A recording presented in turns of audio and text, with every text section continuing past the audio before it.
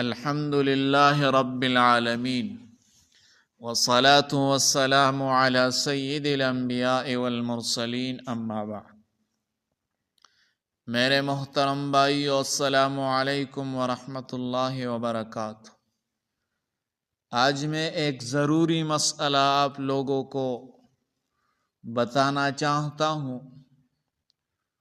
وہ مسئلہ کیا ہے؟ مسئلہ یہ ہے، عید الفطر یا عید الاضحیٰ کے دن جب آپ نماز کے لیے جائیں گے، یعنی عیدگاہ جائیں گے تو کس طرح جائیں گے، سنت طریقہ کیا ہے؟ اور یہ طریقہ اکثر لوگوں کو معلوم نہیں ہے، اکثر لوگ یہ سنت بھول جاتے ہیں۔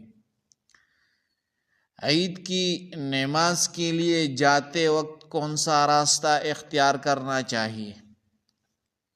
حدیث میں آتا ہے، حضرت جابر بن عبداللہ رضی اللہ عنہ فرماتے ہیں، کان النبی صلی اللہ علیہ وسلم اذا کان یوم عید خالف الطریق۔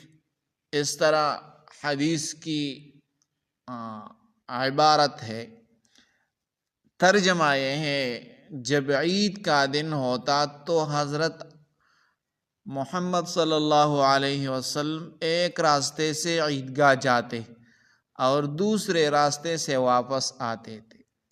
مختصر وضاحت یہ ہے، علماء نے اس سنت کی چند حکمتیں بیان کی ہیں۔ نمبر 1، زیادہ لوگوں سے ملاقات ہوں گے۔ نمبر 2، زیادہ جگہوں پر اللہ کا ذکر اور شعائر ظاہر ہوں گے۔